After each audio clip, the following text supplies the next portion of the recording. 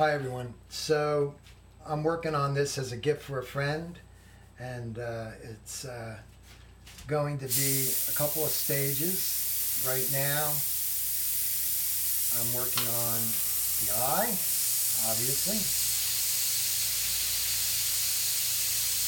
Keeping the edges kind of fuzzy. There's a nice shadow that's going to go through there. This is going to be a little tricky because I can't come at it from the same angle. So I have to just kind of work my way through using an Eclipse airbrush. And I will be getting back to the painting I mentioned in the last video of the fawn in the yard. Right now, this is something I wanted to really get done for my good friend. And so you'll get to see it. I have never really gotten to set up with the camera to do a t-shirt. This has been ironed.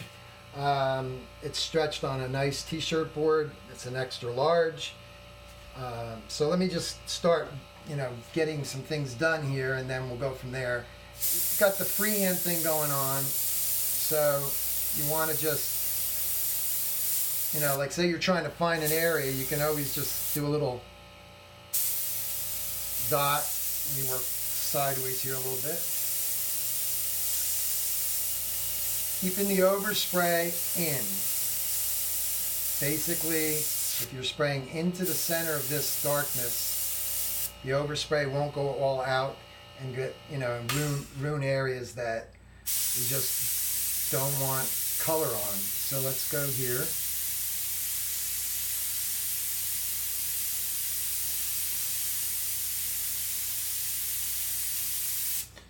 Okay. There's going to be white highlights on there, and there's going to be a nice shadow cutting through the pupil. I'm going to aim it down.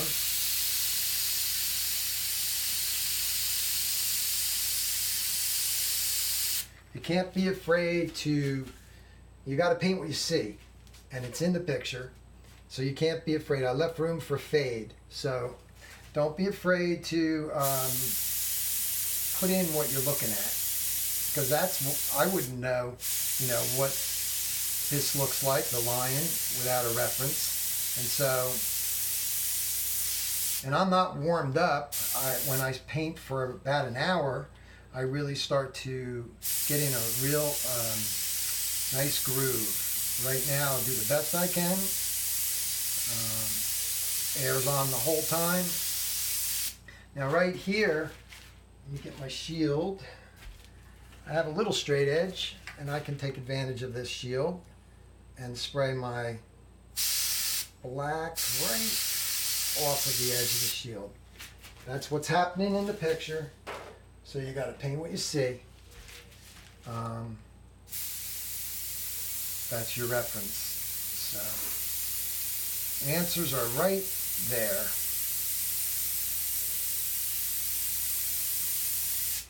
Okay, the air's on the whole time. I'll be making some adjustments and stuff. I notice this comes out on an angle right here.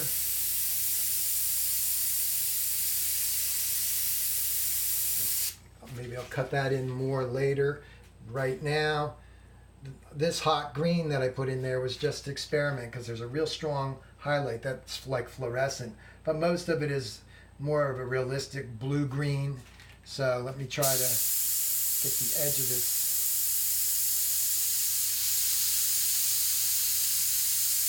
Again, this angle that I'm working on is a little tough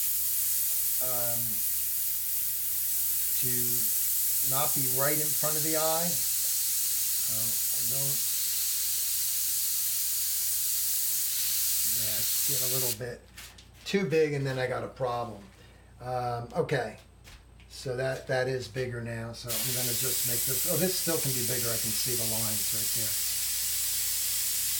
That looks more balanced. All right. So a lot of the stuff that's coming off the eye, the browns and stuff, they literally, the black starts to go down into a brown in this area, but there's still good enough black coming off here, so I'm going to kind of just Use a little dagger stroke there, and hopefully just get this just to be ready to have some brown come up into it. All right, I won't get too crazy with that in that area. I will put this little bit of a shadow across here.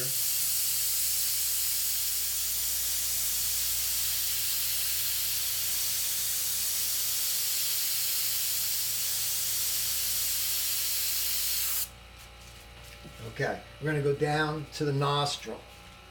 All right, and it is freehand, so I've got to allow for the way this reference is far away, but anyway, I'm allowing for the fur to come and make its little hanging color. It's almost like a point right in this area. Trying to keep everything clean here. I have guidelines from the projector. Okay, so now I gotta be careful here. Again, when I do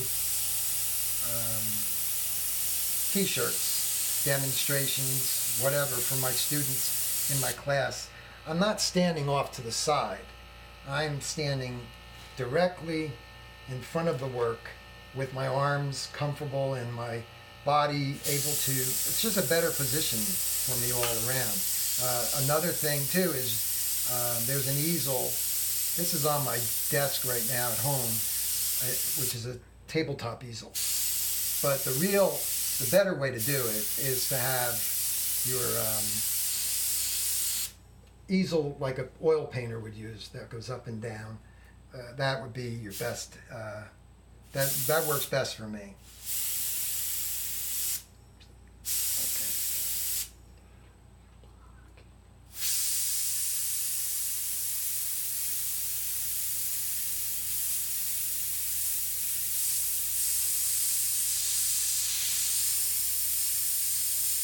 Okay, just kind of laying in. Now right underneath this fur, actually I'm going to do that line maybe after. I've got fur hanging down and I don't want to, I'll put a little shadow here. So the airbrush is further away, kind of making it soft and see-through so that I know to go in later with the color of the nose and what have you. Okay, a little tricky, like I said, trying to manage this angle, but do the best I can. All right, so this goes all the way up right into there, and this one does too, so I have to cut this up more into this area.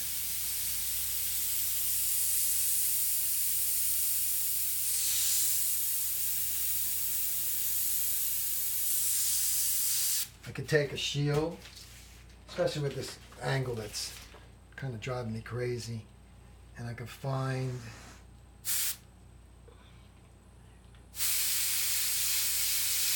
a little edge just to, because that's what it is. It's nice and smooth, and you can use your freehand shields as you need them, as long as you keep it real, because that's what we're trying to do here.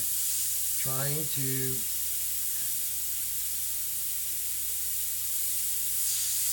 create the realism, and it's going to take areas that are simple. You say if it's dark, just put it in. It's a real simple area. Now I've got to kind of draw that a little bit later, so I'm going to kind of take my time on that area. Let me switch over to the brown. Oh yeah, we do have a black here. This is at the bottom of the nose.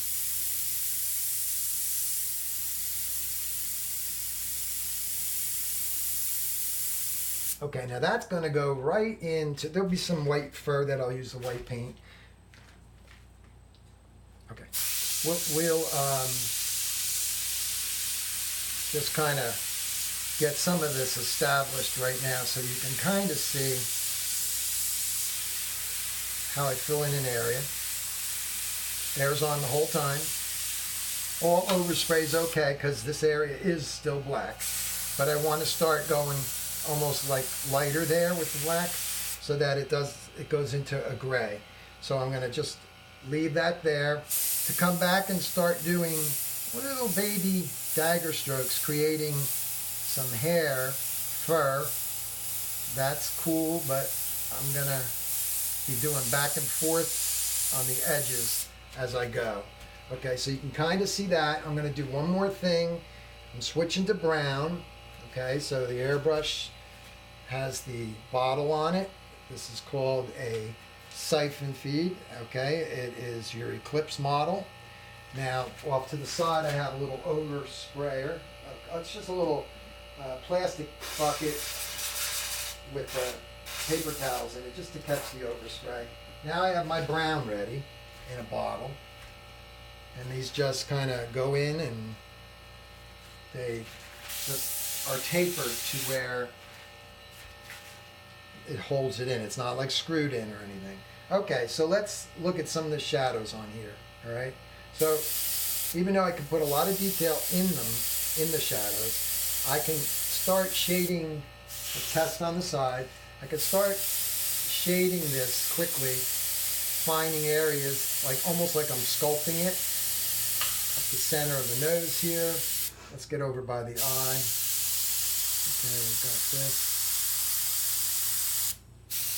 Just a lot of loose shading in the beginning, just to give me kind of a three-dimensional mark. Now right here, I have to go right in here and keep it light. Keep it very light. There's going to be a lot of little dots in there of probably the same color. And this, I'll go to the other side now, and I think this is my mark. It better be. Okay, and I'm just going to whisper in a little bit of a dagger stroke just to establish it. Okay, keeping an eye on the time of this video. I think I will just do a little bit more, and from there break this down into a couple of shorter videos. Okay, so right over in here, we got the black going into the brown. That's going to be there.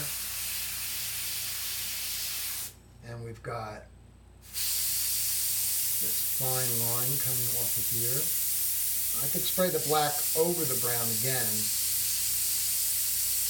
to kind of darken my brown. The brown's pretty dark because I put black in it and violet. Just t-shirt wicket paints. Okay, so one more little thing over here. Establish this. I'm going to go a little bit of a whisper of color, and then that'll meet up in here. And then we've got a shadowy area right around, let's see, get the width here, right around here. Okay, so I'm just going to put that shadow in. It'll be pretty dark. And I think we'll get one more line in. Okay, we're going to get one more line in right in. A little shading, just so you can see some of him come up into some kind of shape. Okay? All right.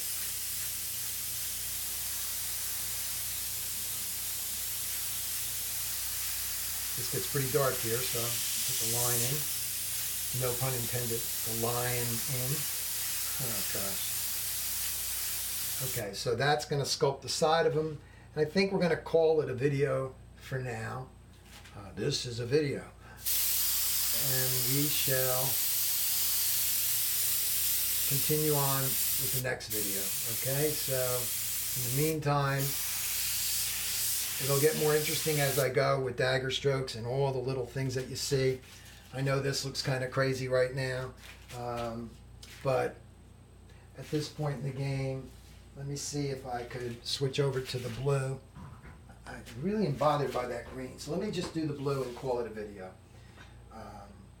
Hopefully my phone won't cut off like it like it has been doing. So I switched over. I don't have a multi-gun setup, but because the green's still in this, I'm going to get kind of a aqua color that I need anyway. Now there's very little green in this area, so and there's actually a little visual noise right here. All this with the white and going back and forth will start to really look pretty. I have to get some of that green out of there so you guys can see. And I'll probably, when the video's off, I'll get in front of this and straighten out some things that maybe need a little tweaking. But in the meantime, that's it. You know, we're gonna go with that. And I'll see you guys on the next video. Thanks for looking.